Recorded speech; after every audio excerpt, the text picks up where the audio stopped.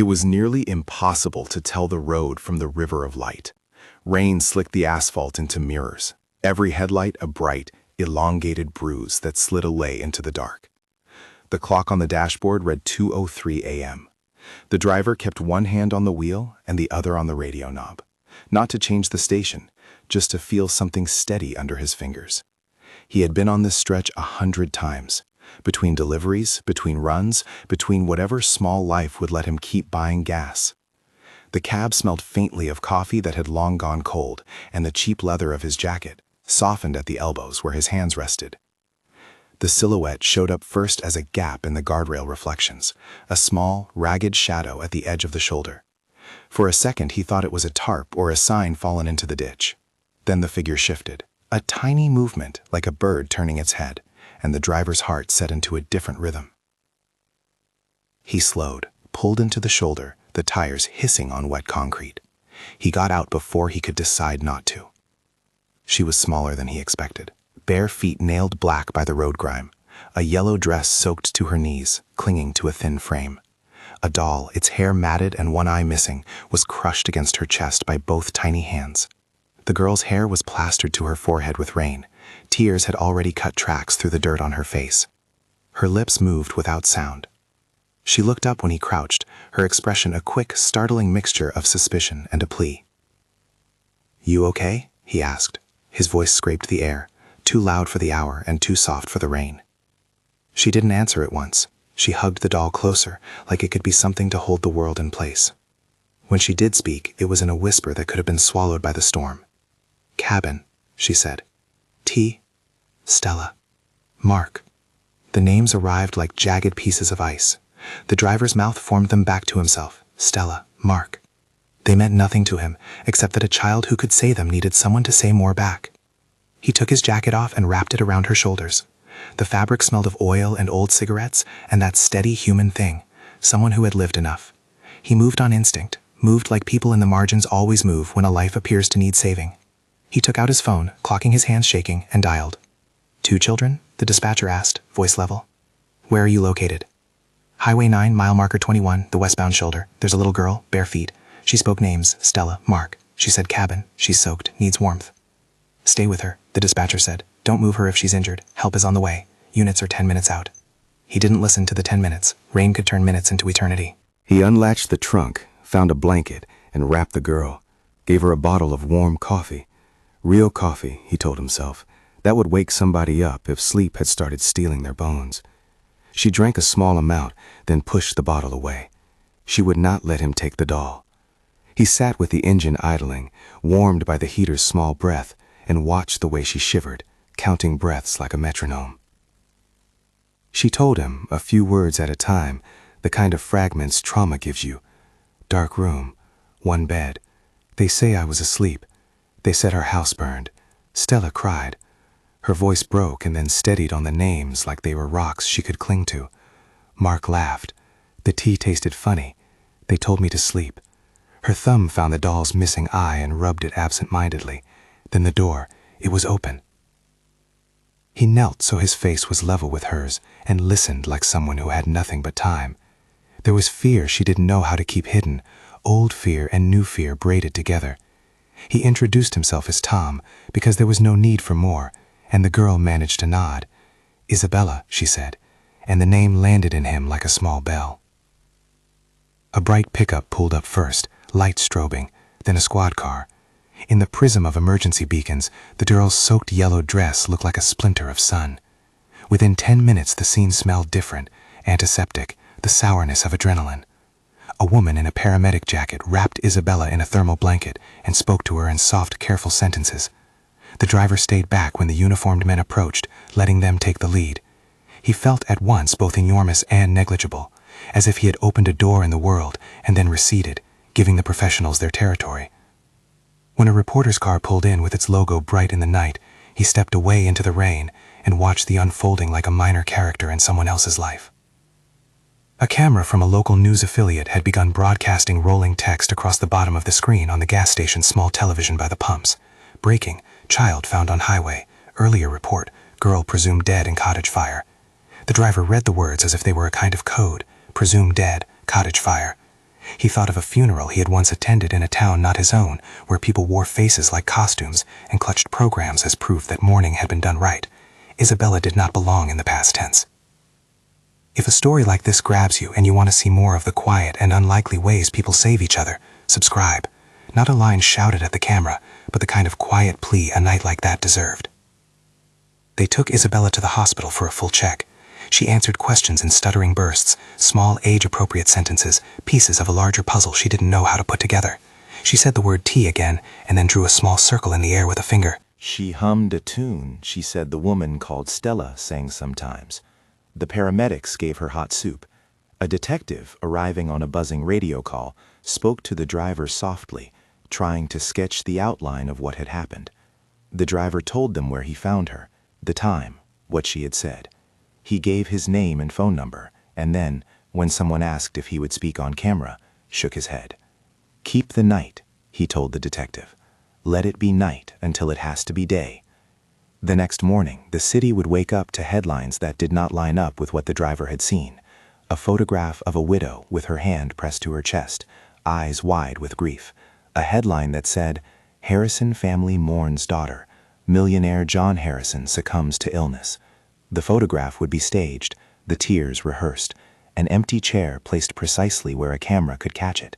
But at 2 in the morning, under rain and the glow of a heater, those headlines were not yet the whole story. In a place where flowers had been recently folded into the earth, a lone man visited a grave every week. He came before dawn, when the cemetery belonged to ghosts and the living night. He would kneel, pressing his palms into the cold stone, and talk like he could barter with silence. He talked to Isabella the way a man speaks into a receiver he knows to be broken. He left promises at that stone, some of them too dangerous to say out loud to anyone else. The funeral had been done with an attention to ceremony that had all the shine of something staged by professionals. It had been mourned in the light of cameras. It had been memorialized in columns and in the obsequious coverage of society pages. But his kneeling was private. He brought a packet of seeds sometimes, scattering them like a batter of hope, as if the ground could keep watch in a way the city could not.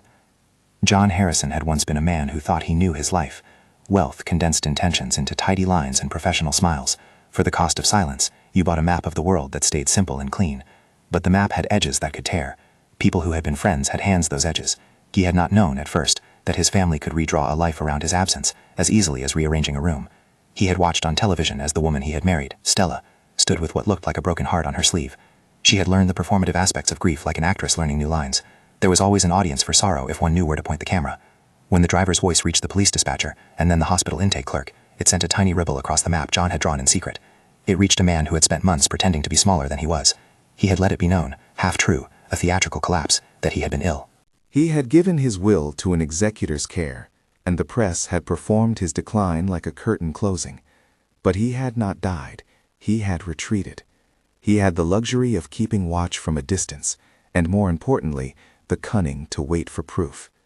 If he could not reopen what had been stolen with force, he would reopen it with the law, or with any stubborn means that left bodies intact and rights enforced. He had been at that grave the night the driver found the child, brushing dead grass from the stone, running a thumb across carved letters until the touch blurred them. When the call came, he listened with his back to the city, and then folded the phone away without answering in the open. He had told exactly 2 people where he was. He had a private line to a detective he had once helped in a different life, not with money, but with knowledge. He texted one word: found. The image the city had been fed months before, of a house that had burned in the night, a small coffin, a porcelain urn, obituaries written with flourish, was a neat lie. Someone had had a plan so tidy it was terrifying. The official record said the fire was accidental, a tragedy. Papers had published timelines and photographs of candles and sympathy wreaths. But Isabella's wet shoes and the fragment of burnt doll hair that the detectives found in the cabin's soot told another story. The death had been constructed. You don't stage an absence without people to perform it. In photographs taken by the press, Stella's eyes were always wide, practiced tears wetting the vowels of her statements. Mark, when he was present in those photographs, looked like a man used to commanding rooms. He had a way of tilting his chin that made the camera forgive a lot. Yet in private, he had a smaller room where he was careless. Beauty and cruelty lived together in small houses, and in those houses people sometimes whispered obscene plans that should never be taken seriously until they were. Isabella's memories were not cinematic. They were close and sharp as fingernails. A hollow in the cabin where the light came in a single thin blade through the shutter. The tang of tea poured out of chipped cups. The smell of old wood and something sweetly medicinal that clung to the mat every time the door opened. She remembered the sound of voices folding into one another. Stella's higher, breath-like, and Mark's deep and edged with impatience. She remembered Stella saying, almost with affection, "We'll say she died in the night." The paperwork, already handled. The funeral, simple, private. Mark said something that was a laugh and then a command. When the door had opened for food, she had watched them rehearse grief in the kitchen, the camera of their expressions practiced like actors. The cabin itself was small, a place where furniture had been stripped of ease. There was a mouse hole of a closet where Isabella slept sometimes, and a bed that had once belonged to a family histrionics could not imagine.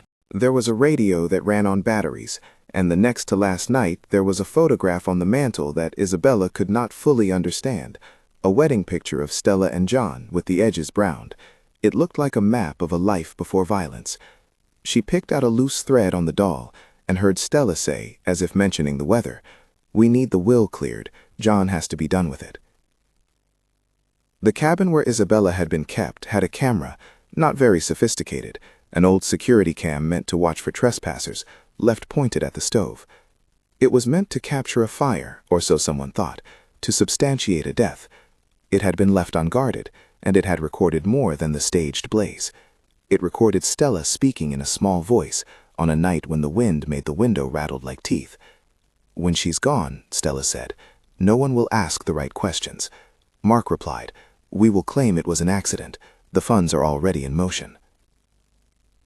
The recording was not spectacular. It was a hallway of voices, muffled and ordinary. But ordinary is what lays people open. It captured a way of speaking about a child that would later look like confession when put in the light. It captured Stella's laugh when Mark told her a part of the plan had worked. The camera had been moved afterwards, hands on it clumsy and hurried, but not before it had done its small job, made a noise that could not be scrubbed out by tears in front of a microphone. It was the driver's call that led the first ring of detective work to that cabin. Detectives went because someone had a child, soaked to the bone, who said the cabin and the names out loud. Footprints led from the back door, soft and trailing like little commas, and the back door was not locked in the way a house keeps its secrets. It was unlocked because someone had left, and not all plans account for children. Inside, the room smelled of wood cleaner and bleach and something burnt to nothing. There was a fireplace with 2 neat scorch marks, a bed with scorched sheets, but no body. Forensics do not speak in melodrama. They say what they can from the burned frames of a life. The lab report would later show residues inconsistent with a nighttime accident, accelerants placed in patterns typical of an attempt to destroy evidence, not patterns of a kettle catching fire. A scraped matchbox, a receipt from a hardware store the week of the event. Small things, prosaic things, that led the net tighter. To the public, the truth would begin as a rumor and harden into fact. But the path from rumor to court required patience, and patience was not always the luxury families had when a hole existed where a person used to be. John's involvement in the discovery was not visible. He did not walk into precincts with a lawyer in tow. He did not sign confessions or make statements for cameras. He called a man he trusted, Detective Luis Alvarez, someone who had once worked the district and who understood how family wealth had a way of bending both press and police. Alvarez had been away from public love. He had little interest in gilded funerals.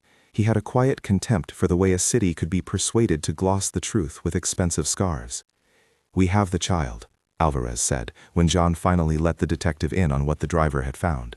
"We have the cabin. We have—" Alvarez paused, the way a man who keeps evidence in neat stacks pauses when he realizes a new sheet falls from the pile. "There's something. A camera. Bad angle, but voices." John closed his eyes and pictured the photograph of his daughter he had in a private drawer, her at age 7, hair in braids, looking at the camera with the frank, unself-conscious face of someone who had no need to be anything but herself. He felt both a buoyant joy and a slow, dreadful exhaustion. "Bring me what you have," he said, quietly. There began a kind of theater of small movements.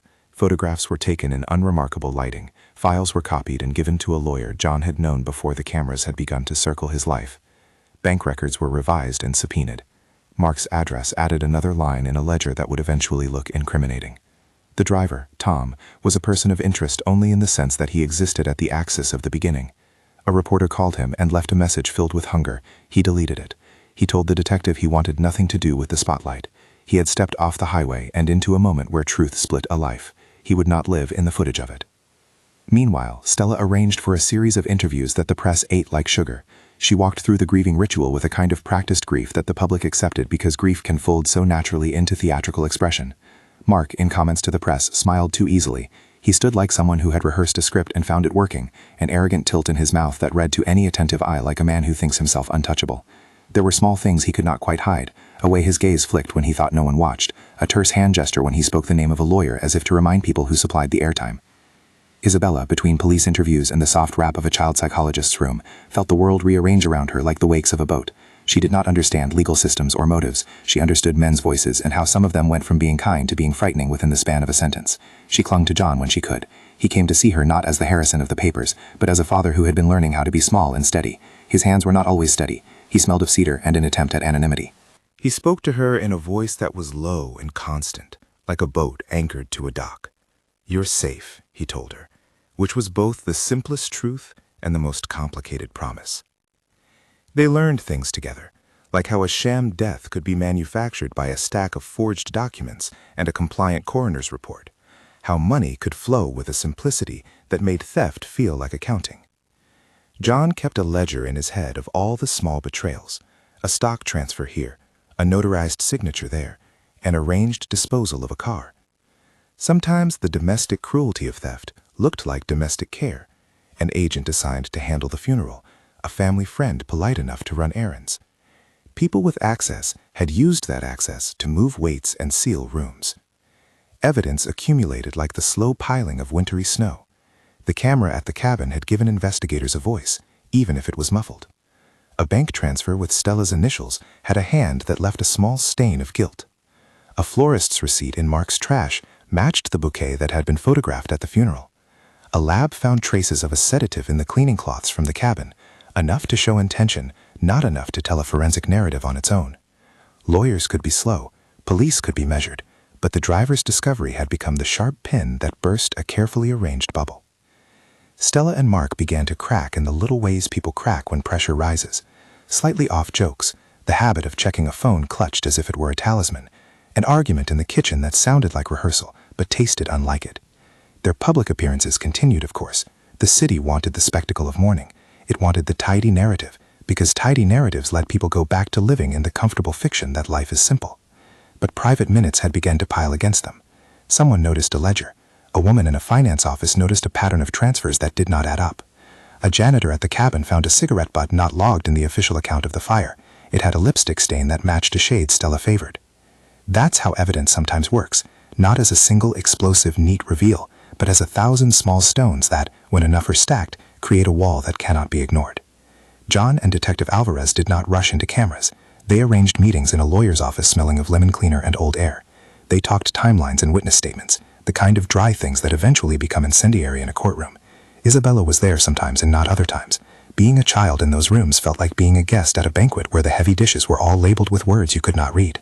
She wanted ice cream. There was a man in the community, the driver's employer for odd runs, who called in a curiously helpful tip.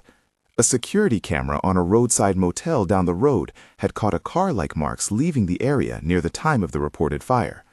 It was a small thing, a piece of tape with a date stamped into the corner, but in it were frames, a dim sedan, headlights dull, moving away from a place where a house smoldered. The frames were not cinematic, they were handheld and everyday, but a detective can make a rope of such things and pull. At night, John visited his daughter in a quiet room where she could sleep without camera flashes. He would sit by her bed and whisper to her small stories of the kind fathers tell to stitch peace into a child's breath. He would promise safety, not because he had already bought it, but because he believed promises were things one could build on. Isabella would press her hand into his and feel his pulse as if it were a secret drum. He kept showing her the small things that belonged to her, a ribbon he had saved, the seam of a hat she loved, photographs where she smiled so wide it nearly broke the frame. Those were the things that made up the truth they would later wield. The driver watched from a distance. He didn't know how to be anything but invisible. He continued on his route, picking up deliveries, counting the miles between nights. Once, by accident, he saw a photograph of a woman on a tabloid stand, a smiling Stella in the middle of a wreath, and he felt a cold ball of something roll in his chest. The city would soon call him the man who found the girl. That was a title he neither wanted nor would indulge in. He wanted what he had that night, to have stopped and done the necessary thing. In his few public comments, he said modest things. A journalist tried to frame it as fate. He said, more simply, there are things you can't unsee. If you can help, you stop. That's it. As investigators connected the dots, Stella and Mark's house became a kind of stage. People who had been paid to stand in certain places during certain times began to look around, and their attentive gazes turned into witnesses. Friends who had once been silent found scruples suddenly easy to name. A former housekeeper, an older woman with inked hands and a soft voice, remembered a night when a box was moved into the burned house that had not been there before. I thought it strange, she told Alvarez quietly, but I thought, people do odd things when they bury someone. Nothing in the evidence was flamboyant. There was no single smoking gun. There were, instead, small lies that refused to knit together. A notary who had signed a document in a hurry remembered handwriting that belonged to someone else. A receipt from a hardware store had been stamped farther north than the town where the mansion lay, meaning someone drove and bought accelerant supplies elsewhere. The pieces began to line up, not because they were spectacular, but because they were persistent. In the center of all this, John sat with his daughter in a rented apartment no one knew belonged to him. He had a small bookshelf that did not look expensive, a kettle that whistled every time it boiled, and on the table a wad of papers he did not let anyone else touch. He turned them over like a man caring for fragile eggs, knowing the weight of each line. He would glance sometimes at a photograph of a gravestone he had not yet removed from his head, thinking of what it had meant to put an end to a life he never intended to end. When he did speak to Detective Alvarez, it was always in the low, deliberate tone of a man who understood that truth unspools in stages, and that some lines have to be written on paper before they are said aloud. "We'll need the recording authenticated," he said once. "We'll need the bank's cooperation. We'll need witnesses who will not be bought." Alvarez tapped a pen. "We'll get them," he said, "but we move slow. Laws are patient when we are not." For Stella and Mark, the world narrowed into a circle of polite calls and rehearsed grief. They went to church because the cameras liked a carpet of candor. Mark made an offhand comment about moving away from the public eye and into the private care of his business. Stella posted photographs of herself in somber black with a caption about loss that looked heartbreakingly sincere. But in quiet moments, their gestures betrayed them. Stella would stand before a mirror and practice Greet's curve. She would laugh too loud with friends and then hang up to mend her face. They had one advantage still, the need to prove beyond reasonable doubt. Courts do not hunger for emotion. They hunger for evidence that ties action to motive with the weight of legality. The cameras and the public might clamor for retribution, but justice must be built on chains of facts. There came a day when Alvarez brought a sealed envelope to the rented apartment. He placed it on the table like a small, deliberate bomb. "We had it authenticated," Alvarez said. "The audio had been scrubbed. Not well enough. We got a match to Stella's voice. It's her and Mark. It's not sensational on its own. It's them making plans. It's them bragging. But when you pair it with the bank transfers and the motel footage, you have a story a jury will want to hear." John opened the envelope carefully. The recording in his hands was small and ordinary, digits and headphones and the noise of a life reduced to a file. He didn't listen alone at first. He wanted to be careful with the sound of betrayers. He put the headphones on and closed his eyes. Stella's voice came across grainy but unmistakable. "We'll make it look like a tragedy," she said. "People will cry. John will sign the papers and go." He felt like someone who had been told a secret that made the world bigger and smaller at once. Bigger, because the truth was proving to be the exact size of a man's treachery. Smaller, because the evidence was the kind of thing ordinary hands could gather. A camera, a receipt, someone who remembered a box. He thought of the driver in his damp jacket, a man who had not wanted a photograph. He thought of Isabella, curled under a blanket in the next room, the doll pressed tight to her chest. They began to plan in the way people plan before a test. They rehearsed statements, set timelines, and chose a way to present the evidence so that the court could not turn it into theater. John practiced arriving as if he were an acceptably frail figure, not the man who had been alive all along. And then, at a carefully chosen moment, he would step into the theater of truth and not be the man the public had thought they had buried. It was a delicate crime to have staged one's own death. To be the man who returns is to be the man who shatters illusions. But to appear at the right hour, with the right documents and the right witness, Isabella, would be a kind of surgical strike on the fiction they had built. Outside, the city hummed with small, oblivious life. A courier driver stopped for coffee. A woman walked her dog under an umbrella. The driver, Tom, watched a looping news bulletin in a diner, where the patrons pretended nothing had happened and asked for more sugar. He felt people staring at the television sometimes, as if images could be pressed into them and change them forever. He did not crave that change for himself. He craved it for Isabella, and for the quiet justice of a child sleeping tonight without looking over her shoulder. At the mansion, in a room with high ceilings and expensive chairs, Stella paced with an insect's frantic energy. Her phone buzzed with messages. The camera crews outside made a sound like a far-off rainfall. Mark sat, not yet pacing, his smirk fraying like cheap fabric. They had rehearsed any number of contingencies, but not this. A child returning with a strange man in a coat who had no interest in a book deal. The plan had been supposed to be clean. The fire, the sympathy, the transfer of assets. They would have appeared charitable, even bereaved. They had accounted for every camera and every friend. They had not accounted for a child's feet on cold concrete, or the kindness of a driver who stopped in rain. Stella picked up a photograph from the mantel, Isabella as a toddler, cheeks like small peaches. Her hand grazed the image like it could gather guilt in fingers. Mark watched her, and for a single second his face lost its composure. He said something small and impatient, the kind of phrase that sounds unimportant until it becomes the beginning of a confession. "We fix it," he said. "We can still make it right." But making it right was an action with a cost. The danger in making things right through erasure is that each erasure points to an origin. They would have to navigate legal lines and the social scaffold of sympathy. They had learned to wear grief as a garment. They now watched it become too small. The month had been wearing. For John, the last few weeks were a condensation of things he had not expected to feel. Fear that had the texture of wet rope, a fury that was best used as fuel for methodical acts, and an ache that hollowed out everything else, so there was no luxury left for melodrama. Isabella was recovering in small ways. One night she asked him, as if it were natural, whether the grave belonged to a memory or to a lie. He looked at her and felt his throat tighten. "We'll fix it," he said. That was all he could promise, and it was everything. Detective Alvarez said they would present their case in stages, not to the press, but to a grand jury first. If the grand jury indicted, then it would become public, and then the cameras would have spectacles to turn into bricks.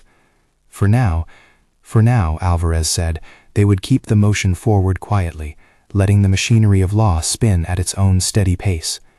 Grand juries did not move for applause. They moved on paper and seal and subpoena. The months that followed were measured in meetings, in coffee cups that cooled untouched, in small triumphs that tasted like patience. The driver went back to night roads. He drove past the highway marker the way some men cross the same bridge and look down at the water to test if anything has changed. He refused interviews. He took the occasional call from the detective and answered with the barest of facts, where he had stopped, what he had seen. Sometimes he thought of the girl in the damp yellow dress and of the doll with one eye. Sometimes he thought of the way headlights pooled on wet asphalt and how a tiny movement could tilt the course of a life. Isabella learned how to say her story in ways that did not require her to relive the worst of it. There were therapists who taught her the language of safety, teachers who set routines that were kind to a child's fragile schedule, and a father who learned to fold his life not around absence, but around the small rhythms of a child, homework, a scraped knee, the exact way she liked her toast. In private, sometimes, her memory came in fragments, smells, a tone of voice, and she would press her fingers into the doll and name the parts of the day that belonged to her. Evidence, when it arrives, is sometimes as quiet as a receipt. It stacked into a pattern, bank transfers into accounts that bore Stella's initials, a motel camera with a timestamp that placed Mark's car near the property the night of the staged fire, a security cam from the cabin that, though grainy, held the sound of planning. An expert in audio authentication testified that the voice on the recording matched Stella's with a probability strong enough to submit to a trier of fact. Forensics produced traces of accelerants found in oddly patterned locations in the fireplace, consistent with purposeful placement rather than kitchen accident. A courier's GPS placed a vehicle with a plate matching Mark's leaving the town at a suspicious hour. It was not a single piece of evidence that made the case. It was a rope of small things, threaded tightly. Stella hired a lawyer known for turning difficult stories into polite narratives. He spoke plainly in the way lawyers do when they know the court is not a place for performance. "We will show inadvertence," he said. He meant mistakes, misreadings, misfortunes. Mark engaged counsel who preferred to speak to press rather than juries, laying out a public line. Grief is messy, money invites rumor, the state is quick to lurk at a private home. They leaned on plausible deniability as if it were armor. John let them make their arguments to the air. He prepared for the slow, practical work of law, discovery requests, depositions, a meeting with a prosecutor who understood the slowness of proof and the weight of social perception. He watched news cycles but took them as weather. He wanted the truth to do its work without spectacle. Still, in the small hours before a hearing, he found himself practicing the pace of a man who would return from a place of supposed death and stand under lights he had not wanted. The theater of law, he knew, required a measured actor. The grand jury met and, after a patient unspooling of facts, returned indictments. The press, which had been eager for a tidy narrative, had to rewrite scripts. No longer was the case a neat tragedy. It became a story of alleged betrayal. Arrest warrants were signed.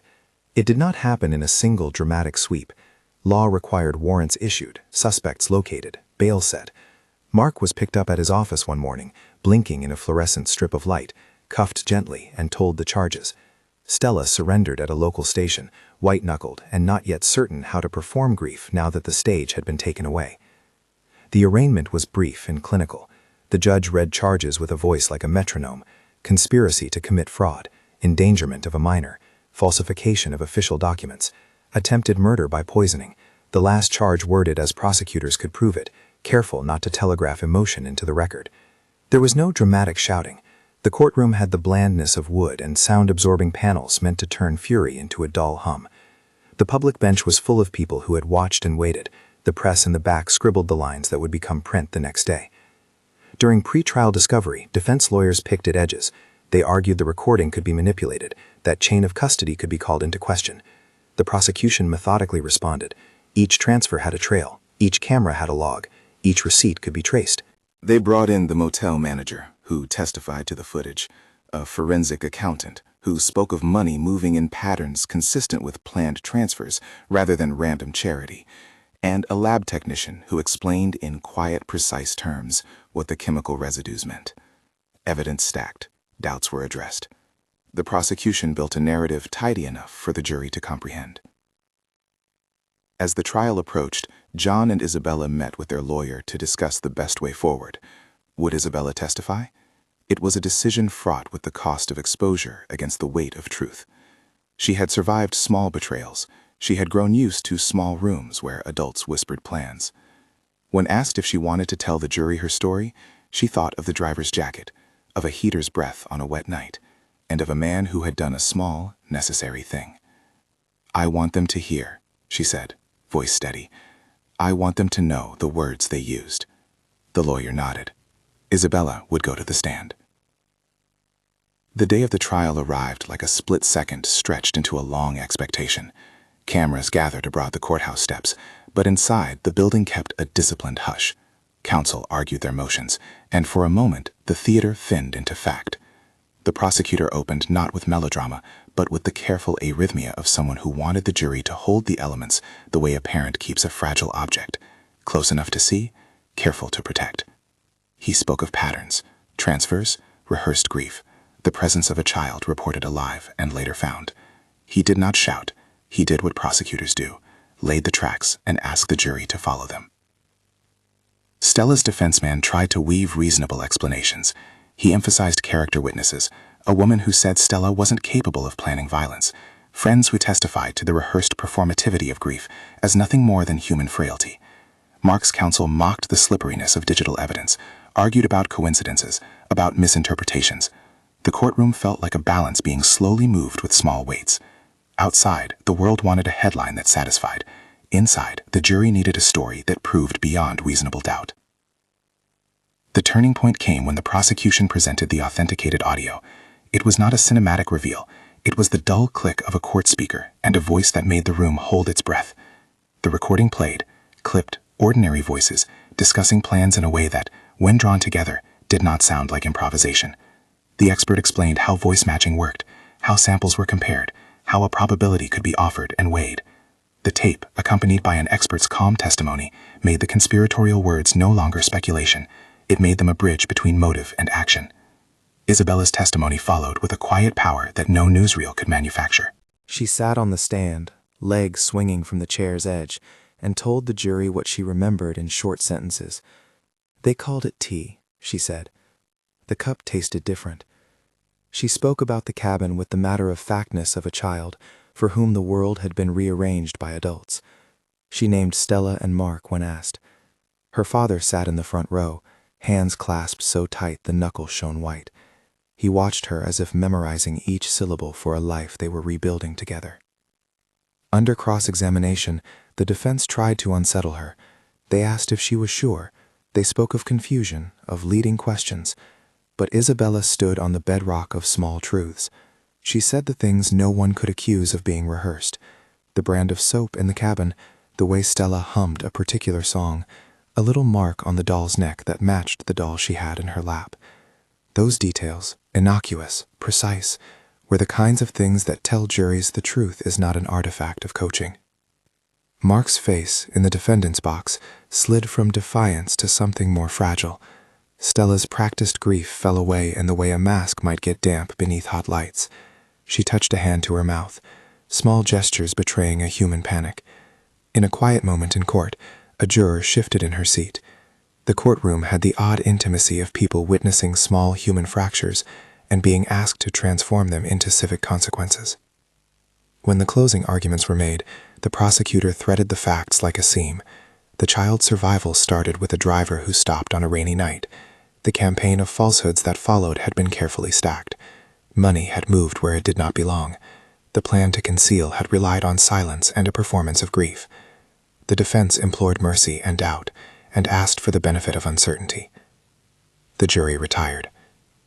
Their deliberation was not a dramatic saga. It was days of small questions and a slow accordion of returning verdict forms. When they came back, the words read in the courtroom had the unmistakable hush of a recorded thunder. Guilty on counts of conspiracy, guilty on falsification, guilty on charges related to endangerment. A lesser verdict arrived on the poisoning charge, a legal nuance the prosecution accepted as a hard-fought outcome. Still, the verdicts were enough to topple the architecture of the lie. In the immediate aftermath, the press painted pictures and printed quotes and argued about motive. In the hallway outside the courthouse, a reporter approached John. He answered in short sentences, refusing the grandstanding that fame brings. He thought of the driver in the rain who had refused a camera, and he thought of the distance, how small acts had a way of widening into justice. Stella and Mark were led away. They did not go with shouting or with dramatic displays. They walked with shoulders less proud than they had once been. Their social scaffolding crumbled in the shape of paperwork and judgments, and the quiet testimonies of people who remembered details that did not fit the fiction. The city, which had once lent credence to the appearance of sorrow, now watched as the legal system untangled the knots. John did not make a spectacle of revenge. He had never wanted revenge in that public sense. He wanted the truth back in the places it had been taken. He did, however, plan a small act of reclaiming. He bought a sledgehammer under an invoice that did not draw eyes and drove, hands steady, to a plot of ground that had been a theater of staged mourning. The gravestone that once read the name in elegant carving stood like a piece of set furniture in a play that had been taken down. He placed his palm on the stone and felt the cold of it under his fingers. Isabella stood beside him, hair braided now, her small hand in his. She looked at the letters as if they were letters written about another life. "Do you want to?" he asked, and there was a permission in the question that had nothing to do with the law and everything to do with the simple acts of reclaiming a child's world. She took the hammer. Her arms were small but steady. She swung, and the first strike made a crack. Stone dust flecked their shoes. She swung again, and the armature came loose, as if truth had loosened what performance had cemented. When the block toppled, the noise that made the quiet around them felt like the last small exhale of a held breath. "We bury a lie today," John said later, the gravestone's debris at their feet. "Not you." Isabella wiped her hand across her forehead, smudging dust into her skin and laughing, because the sound of it felt like something stolen back. "I was born to live," she said, the clarity of the sentence cutting like a small bell. The words were not a triumphal shout. They were an ordinary, necessary settling into life. The two of them sat on the low mound and watched clouds move with the slowness of people who had learned patience. The driver was mentioned in the press, not as a hero in a headline, but as a witness whose conscious act had interrupted a plan. A local feature traced him back to a route and a badge number, and a life that measured itself by small, honest labor. They called him the man who found the girl, and he was offered a public thank you. He declined, citing simple reasons. He said he had done what anyone would do, that some nights you stop and other nights you keep going. When the mayor offered commendations, he accepted a certificate with the modesty of a man who preferred his life quiet. He was not recalled for television interviews. He kept a photograph of the girl in a folder and a receipt for a blanket he had once bought at a corner store. The aftermath was slow. There were hearings and restitution and probate court, and the complicated redistribution of assets that followed the collapse of a fraudulent claim. There were apologies, or things that tried to pass for apologies, and there were people who held their heads and tried to be better, and there were the small procedural things that make a life legally whole again. Rehabilitation, in its legal sense, took time. The private repair, the everyday tasks of being a child and a father, took longer, and were pieced together in the ordinary moments. Pancakes, school drop-offs, the way a father learned to braid hair. The community watched the family in a new light. Some people learned through small conversations about the kitchen where plans had been whispered and the way greed can sit in familiar chairs. Others learned about quiet courage, how a driver's decision to stop was not visible heroism shouted into the street, but a private, life-saving humane act. The story entered local memory as one of those rare things that remind people how fragile trust can be, and how ordinary kindnesses can reverse terrible wrongs. At the house father and daughter had kept secret during the trial, there were small repairs to do. John had the garden re-leveled, a place for new plantings rather than the wreaths of old. He bought a packet of seeds, simple wildflower seeds, and together with Isabella scattered them where the grave had been. They watered them with a kettle that whistled, and sat for hours watching for the first hint of green. It was a quiet ceremony, the planting a modest promise that what grows now would be chosen and not stolen. In the end, the driver returned to his road. He picked up shipments and counted miles. He bought himself a better radio and a pair of gloves for winter. Once, a neighbor of John saw him at a diner and asked if he would consider dinner at the house. He declined politely, saying his life was the road and that was where he belonged. He had no desire for a trophy. He had done, as he had always done, the humane thing. On a rainy evening months after the trial, he sat in the same cab, the heater breathing warm air over his knees. A small television in the corner of the diner showed a segment about the case, a quiet story about a father and his daughter, and a driver whose quick thinking had started a chain of accountability. The camera lingered on a shot of the two of them in a photograph, Isabella and John smiling a small, careful smile. The driver watched and felt the lift of something like relief. He had moved a life back into the light, and then, as quietly as he had entered that night, he left. Somewhere in a quiet drawer, John kept a folded jacket, an oil-smelling, worn coat, and the driver's name written on a receipt from a gas station Pamela had given him. He would not allow that man to become a myth. He preferred him human, a man with tired hands who had stopped and done the right thing. On the mantel, where once a photograph of a staged funeral had sat like a set piece, now stood a small pot of green where seeds had pushed through dark earth towards sun. They learned to speak of the past with less heat. When friends asked about the scars, John would talk about the power of small truths. Isabella grew into school and friendships and the reluctant, hopeful rituals of childhood. Sometimes at night, she would pull her doll close and imagine the rain and the headlights and the man who had wrapped his jacket around her. "Remember the driver?" she would ask him. He would nod and press a hand to her hair. Justice had not made everything right in an instant. There were days when fear returned, brief and thin as smoke. There were nights when a noise made them both jump. But the tools they had acquired, law, testimony, community, had given them a way to push those moments into ordinary life. The court had done what courts do, adjudicated guilt, returned belongings, assigned consequences. The law had not erased pain, but it had made a record and returned a measure of safety. At a small event months later, where a shallow crowd watched the planting of a community garden in memory of children who had suffered injustice, the mayor mentioned the driver's name again, not for applause but as a simple fact. A reporter, making the rounds for a human interest piece, sought him out and found him doing what he did: features of the road, routes mapped on a grease-stained sheet. He smiled and said the kind of thing people in the margins say when asked about heroism. You stop, that's all. The reporter asked for a photograph. He refused. If a life could be kind without claiming light, he would prefer it that way. Isabella grew taller with seasons. On the anniversary of the day the driver found her, she and her father visited the old shoulder of the highway. The guardrail had been repaired, the asphalt smoothed, anonymous tire tracks long fallen to new traffic. They did not stand long. They did not need to reenact what had been. Instead, they sat on the curb and watched trucks move along in the same indifferent hum of the world. John wrapped his arm around her and felt the steadiness of the life they were rebuilding. They named the small patch of garden outside their home the seed patch. It was not grand. It was a rectangle with a few wooden boards around it and a scattering of flowers that bloomed when the sun wanted them to. In the summers, it was the place Isabella would go with mud on her knees and laughter in her mouth. John would sit on the porch and read a book whose spine had lost its label. The gravestone's pieces lay buried beneath the soil as a token, a rubble of lies turned into dirt. The driver, whenever he thought of that night, thought not of glory but of a simple continuity. There are nights when you stop, and there are nights when you keep driving. He had stopped. The consequence had been a life straightened in him. His invisibility was not erasure. It was the ordinary form of courage, quiet, unnoticed, essential. He had become, in the city's memory, a small myth used to teach the sort of civility that expects someone to act. The city continued to turn. People spoke less about the scandal with time, but the small lessons remained. People in the market looked more carefully at neighborly grief. Lawyers and bankers learned, in professional ways, to mind the details in paperwork. The story settled into a shape that was not dramatic, but practical. A child had been rescued by a man who could have kept driving. Conspirators had been exposed through patient assembling of facts. A father and daughter had been returned to each other. On an ordinary evening, months after the trial, a short news piece played in the little diner. The anchor's voice described a modest series of changes: arrests, convictions, a community garden, a father and daughter rebuilding life.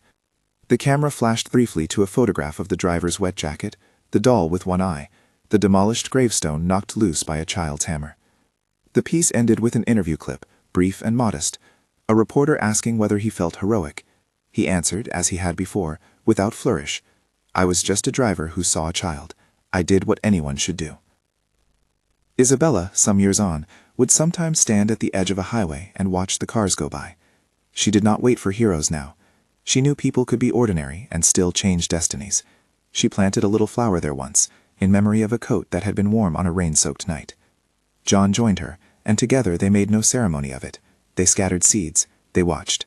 As tires blurred by and headlights made brief bright strokes on the asphalt, they counted their breaths and found that they could finally, both of them, look ahead.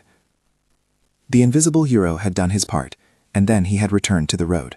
The story that began at 2 a.m. had unfolded not as a singular flame, but as the slow, necessary work of evidence, testimony, patience, and small courage. Truth had not been instantaneous. It had been stitched in places that did not show in a single press photo, but it had been stitched in such a way that when unrolled, it held. If this story moved you, if the idea of quiet courage matters, subscribe to hear more of the small acts that wind up changing lives.